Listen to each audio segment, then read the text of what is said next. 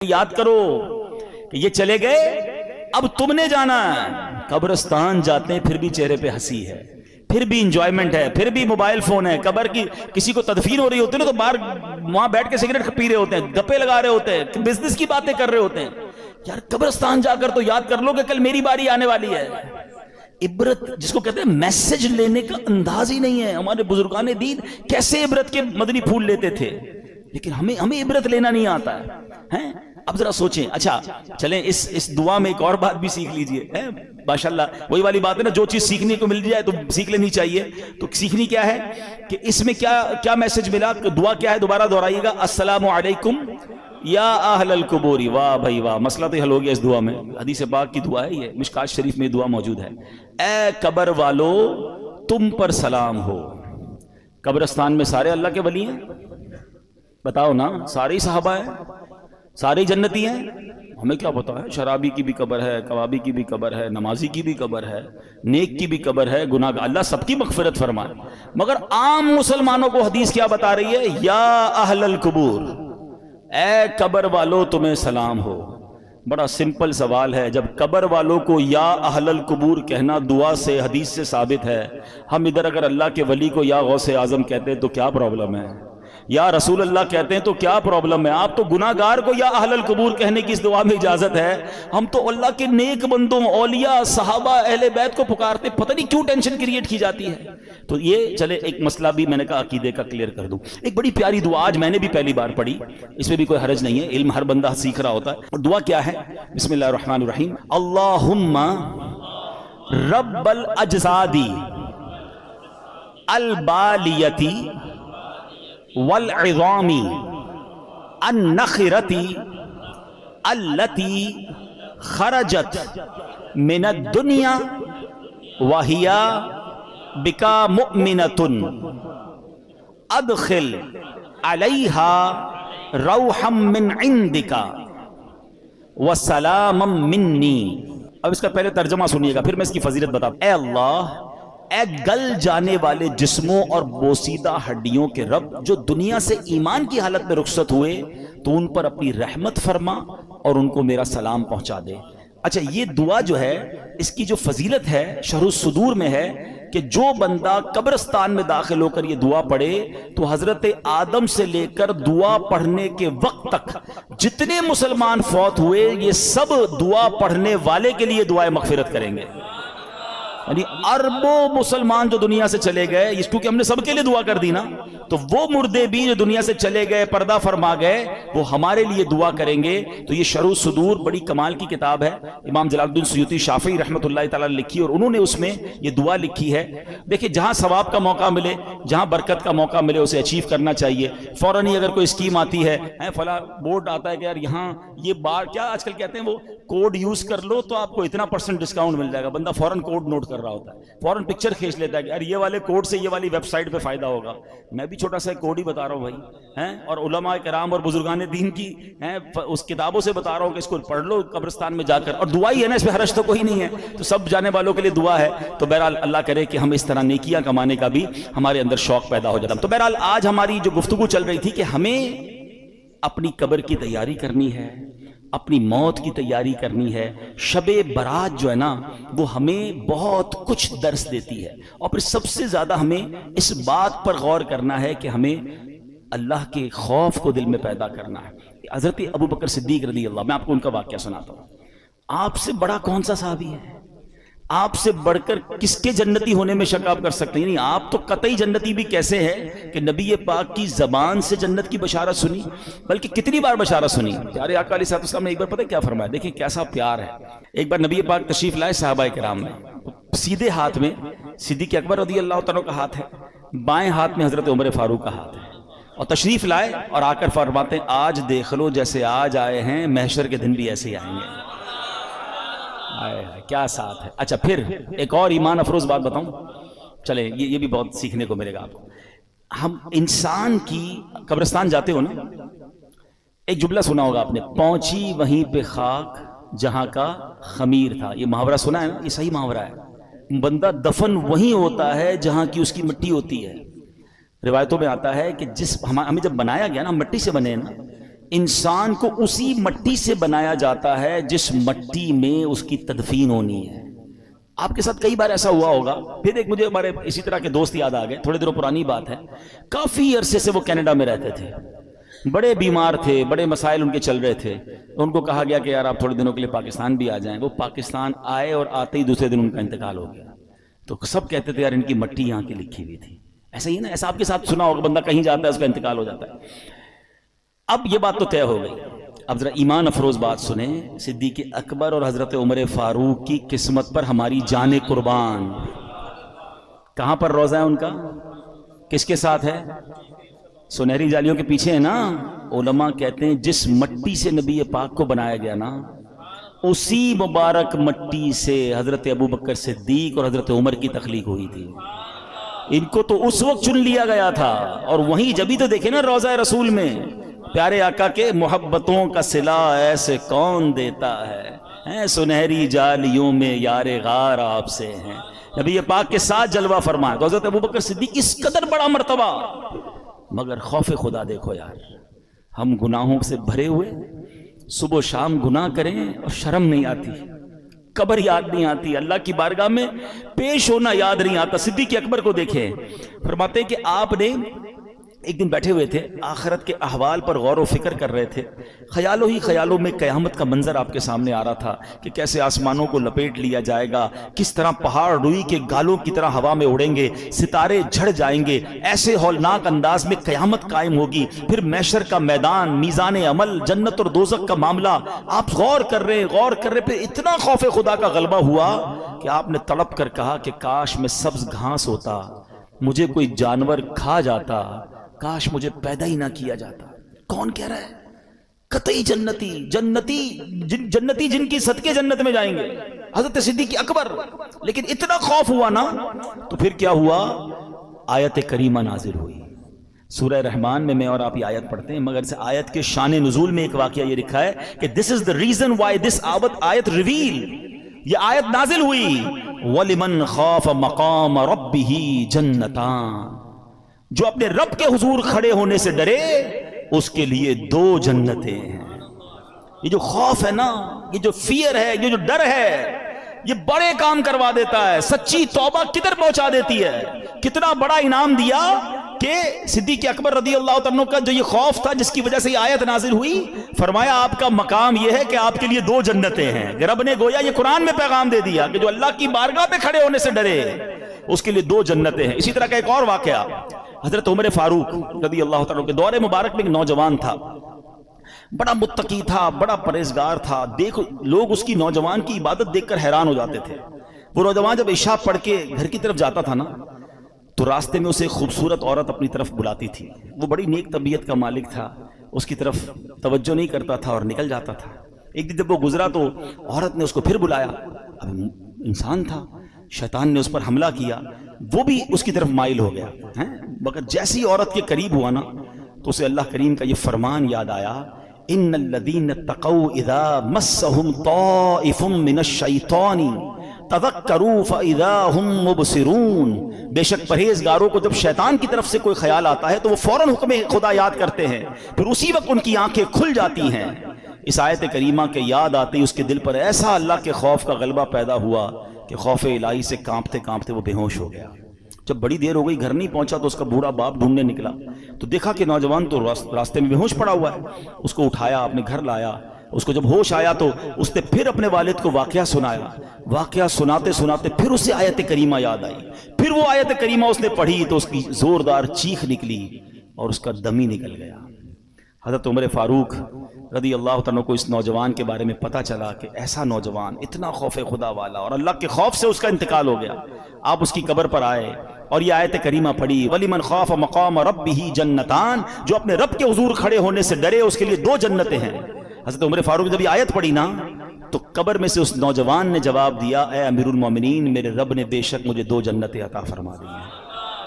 ہاں، جب رب بخشنے پہ آتا ہے نا تو کریم ہی جو ٹھہرا تو کرم کے کیا ٹھکانے، تو نوازنے پہ آئے تو نواز دے زمانے۔ بات یہ ہے کہ اللہ سے دوستی بندہ کر لے، اللہ کا خوف تو دل میں رکھے نا۔ چھپ چھپ کر گناہ ہو رہے ہیں، اللہ کو ناراض کیا جا رہا ہے، موج مستی ہو رہی ہے، اللہ کی بارگاہ میں پیش ہونے کی فکر ہی نہیں ہے، یہ نہ کرو۔ اب تو رمضان آنے والا ہے، اب تو وہ مہینہ آنے والا ہے جس میں ویسے ہی اللہ کریم کی رحمتوں کے دروازے کھل جانے ہیں، تو اب سچی توبہ کر لیجئے، اپنے گناہوں سے معافی مانگ لیجئے، اللہ کے قریب ہو جائیے، اور یقین کریں اللہ معافی مانگنے والوں کو بڑا پسند فرماتا ہے، وہ ایسے نوازتا ہے نا، آئے ہے۔ ابھی آپ نے ایک واقعہ سنا، ایک اور واقعہ سناتا ہوں پھر بیان کمپلیٹ کرتے ہیں۔ ایک کسائی تھا، قصاب، ٹھیک ہے، اور اس کی ایک پڑوس کے اندر ایک خادمہ تھی، کام کرنے والی تھی، وہ اس کو بڑی پسند تھی، اس کی نیت اس کے بارے میں خراب تھی۔ تو ایک دن وہ کہیں جا رہی تھی تو یہ بھی اس کے پیچھے پیچھے ہو لیا۔ جب قریب پہنچا تو وہ خادمہ کہتی کہ دیکھو میرے قریب مت آؤ، دل تو میرا بھی تمہاری طرف مائل ہے، مگر یہ کام جو ہے نا یہ اللہ کو پسند نہیں ہے، اللہ کا خوف کرو، مجھے اللہ سے ڈر لگتا ہے۔ اس نے سوچا کہ جب تم خادمہ ہو کر، ایک غریب عورت ہو کر اللہ سے ڈر رہی ہو، مجھے زیادہ ڈرنا چاہیے۔ اس نے اس عورت کو چھوڑ دیا اللہ کے ڈر سے، کوئی دیکھنے والا نہیں تھا، they were both alone there، مگر اللہ کے خوف سے چھوڑ دیا۔ لیکن اب جب واپس آنے لگا نا تو راستے میں بڑی گرمی تھی، پانی دور دور تک نہیں تھا، پیاس سے نڈھال ہو گیا، اس سے مرنے کے قریب ہو گیا۔ تو ایک اور شخصیت وہاں سے گزرے، کہا آپ کون ہیں؟ کہ میں فلاں نبی کا قاصد ہوں۔ ایک نبی علیہ السلام کے ساتھ رہتے تھے اور ان کے قاصد تھے، پیغام پہنچاتے تھے، وہ بھی پیاسے تھے۔ کہا آپ کا حال کیا؟ کہ میں بھی بالکل پیاسا ہوں۔ کہا چلیں حضور دونوں مل کے دعا کرتے ہیں۔ تو وہ جو نبی علیہ السلام کا قاصد تھا کہ تم بھی دعا کرو میں بھی دعا کرتا ہوں۔ کہا میں تو گناہ گار آدمی کسائی ہوں، آپ اللہ کے نبی کے ساتھ رہتے ہیں، آپ دعا کریں۔ انہوں نے دعا کی، انہوں نے آمین کہنا شروع کی۔ تھوڑی دیر ہوئی تو ایک بادل آیا، بڑا کالا سا، بڑا ٹھنڈی ہواؤں والا۔ ان دونوں کو سکون ہو گیا، کہا چلو چلتے ہیں، پانی تلاش کرتے ہیں، ریلیکسیشن تو ہو گئی۔ تھوڑا آگے گئے تو اب راستہ دونوں کا ٹرن ہونے لگا۔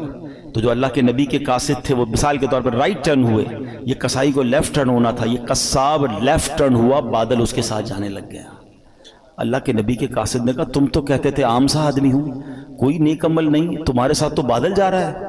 کہا واقعی کوئی نیک عمل نہیں ہے، بس آج ایک واقعہ ہوا، گناہ کرنے جا رہا تھا، میں تو غلط آدمی ہوں، برا کام کرنے گیا تھا۔ ہاں یہ بات ضرور ہے کہ موقع ملا تو اللہ کا خوف آ گیا، میں اس لیے پیچھے آ گیا۔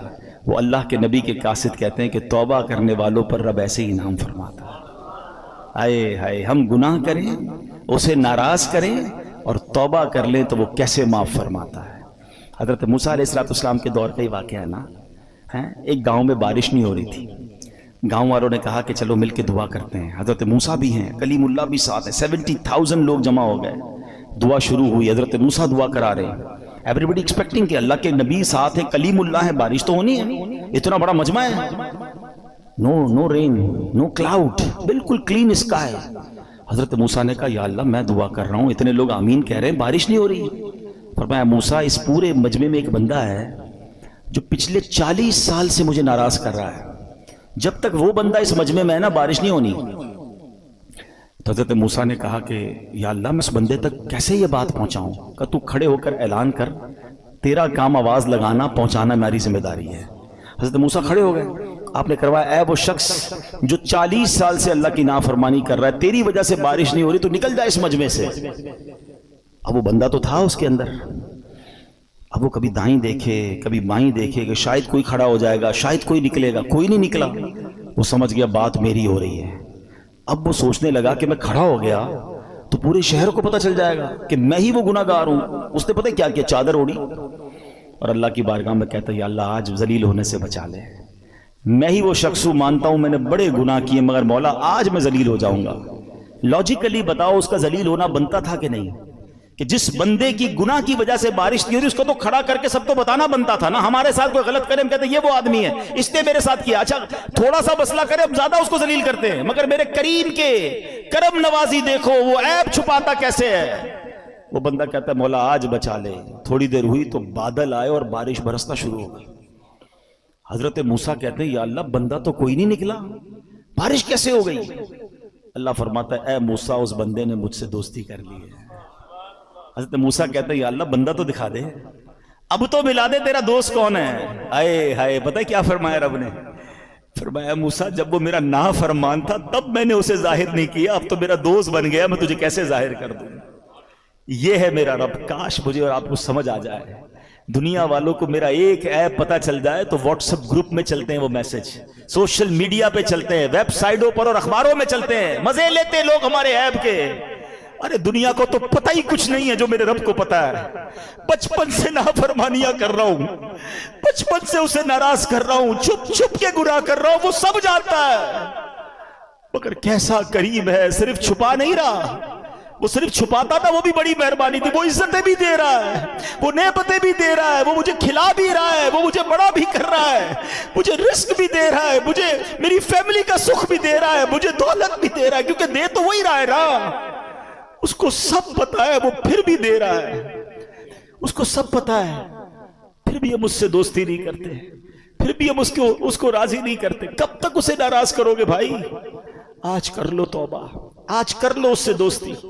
وہ شاعر کہتے ہیں نا, تجھے تو خبر ہے میں کتنا برا ہوں, تجھے تو خبر ہے میں کتنا برا ہوں, تو عیبوں کو میرے چھپایا الہی, تو عیبوں کو میرے چھپایا الہی.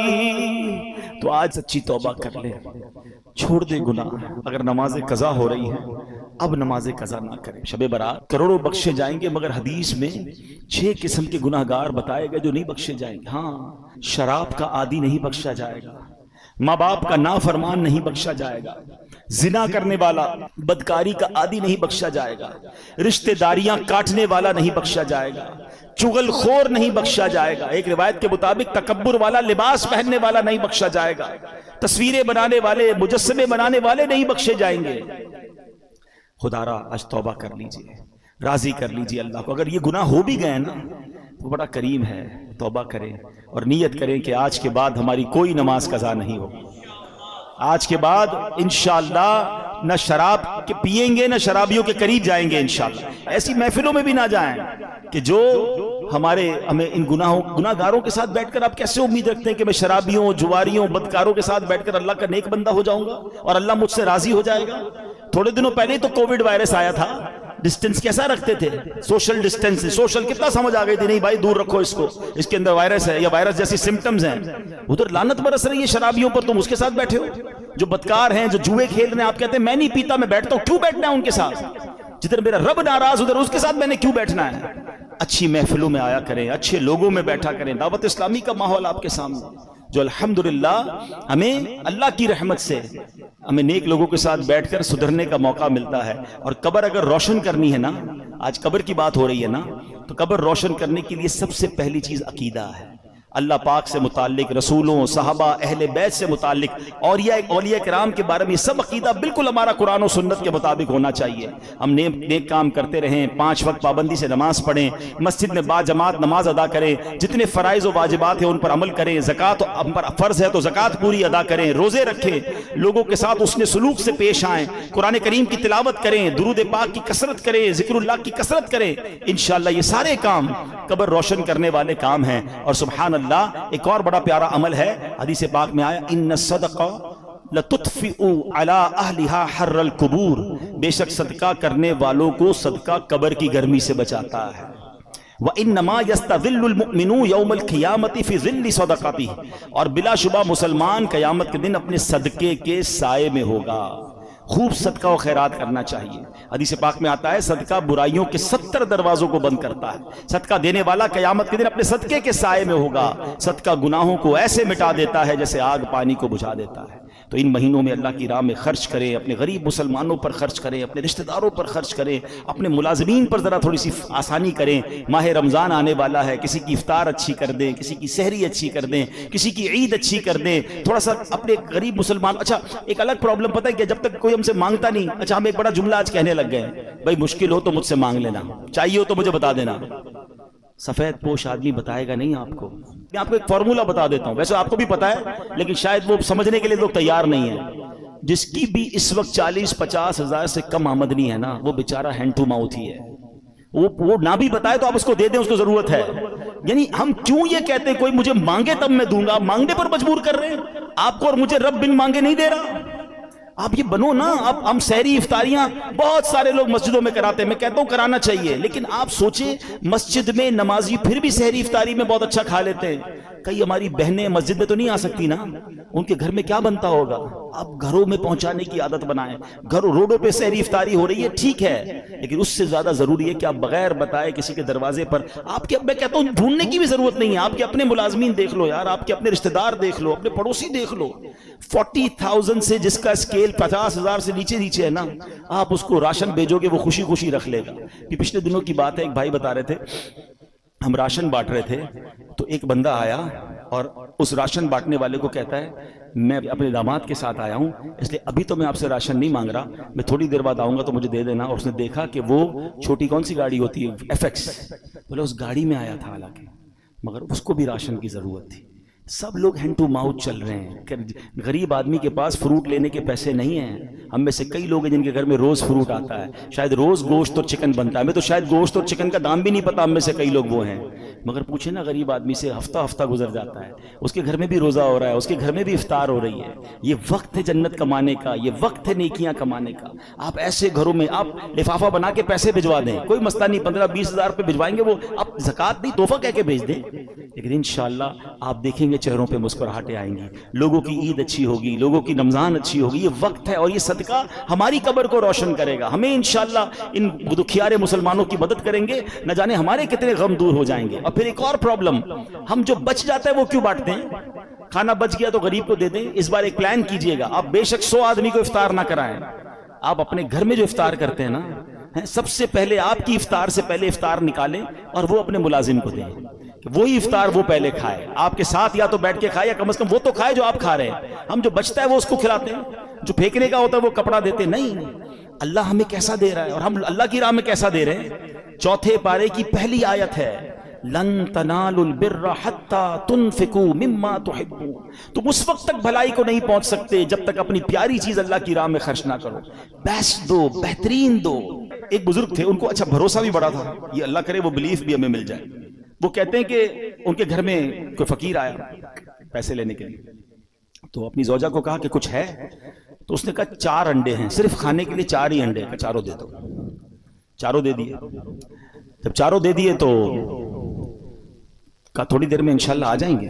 اتنا بھروسہ تھا. تھوڑی دیر ہوئی تو دروازہ کھٹکھٹایا گیا، ایک بندہ آیا، ایک ٹوکری دے کر گیا. زوجہ سے کہا ذرا دیکھو کیا ہے.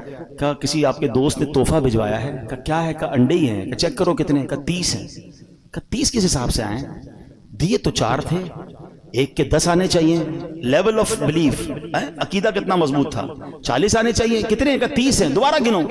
کہتی حضور ہیں تو 40 مگر 10 ٹوٹے ہوئے ہیں. 30 پورے ہیں، 10 ٹوٹے ہوئے ہیں. کہا سچ سچ بتاؤ جو تم نے 4 دیے تھے اس کی کنڈیشن کیا تھی؟ کہا حضور ہم نے بھی جو 4 دیے تھے نا، 3 پورے تھے، 1 ٹوٹا ہوا تھا. بات آئی سمجھ؟ پورے دو گے پورے ملیں گے، ٹوٹے دو گے ٹوٹے ملیں گے. اب سمجھ جاؤ دیتے کیا ہو؟ بچا ہوا ہے پھینکنے والا، وہ اللہ کی راہ میں دینا ہے. پھر کیا ایکسپیکٹ کرو گے؟ ارے دو نا دل کھول کے بہترین، سب سے اچھا اللہ کی راہ میں دو. دوبارہ جملہ یاد کر لو، پورے دو گے پورے ملیں گے، ٹوٹے دو گے ٹوٹے. ہم تو جو بچتا ہے وہ اللہ کی راہ میں دینا ہے. بلکہ اتنا پتہ نہیں دنیا سے محبت اتنی ہو گئی ہے. ابھی اگر مسجد کے لیے اعلان ہو نا چندہ دیں، چلو سخاوت کا آج ذہن بن بھی گیا بھائی 100 روپے دینے، 500 روپے دینے. پرس نکالا، 2 100 کے نوٹ ہیں، ایک کڑک والا ایک پرانا پھٹنے والا. سچ بتاؤ مسجد کے ڈبے میں کون سا ڈالتے ہیں؟ کیوں؟ پرانا نیا والا 102 کا نہیں ہے، وہ بھی 100 کا ہے. اللہ کی راہ میں دینا نا، وہ یار یہ والا دے دو یار، یہ نکالو. کمال ہے یار. اپنے بچے کے لیے برانڈڈ چیز لینی ہے، اللہ کی راہ میں پھینکنے والی چیز لینی ہے. اللہ دل دیکھتا ہے. اللہ کو تھوڑی چاہیے ان چیزوں کی، اللہ کی بارگاہ میں تھوڑی جاتی ہے میری چیزیں. وہ دل دیکھ رہا ہے کہ یہ بندہ جب بھی میری راہ میں خرچ کرتا ہے جو اس کے کام کا نہیں وہ خرچ کرتا ہے. کہیں ایسا نہ ہو کہ اپنی رحمتوں کو وہ روک لے. جب وہ بے گنے دے رہا ہے، میری اوقات سے بڑھ کر دے رہا ہے تو بانٹو نا. بھائی زکوٰۃ پوری ہو گئی، بھائی ہم نے حساب کر لیا اب اور نہیں دینے. ارے بھائی نیکی کا کام آیا دے دو، کوئی بات نہیں، اللہ بھی تو دے رہا ہے. زکوٰۃ سے اوپر دینا منع تو نہیں ہے، صدقہ دینا منع تو نہیں ہے. تو خرچ کیا کریں۔ اللہ پاک ہمیں عمل کرنے کی توفیق عطا فرمائے، رب کریم ہم سب کی مغفرت فرمائے، ہمارے گناہوں کو معاف فرمائے، ہمارے ماں باپ کو بخش دے۔ بس اللہ سے یہ دعا ہے ہمیں درازی عمر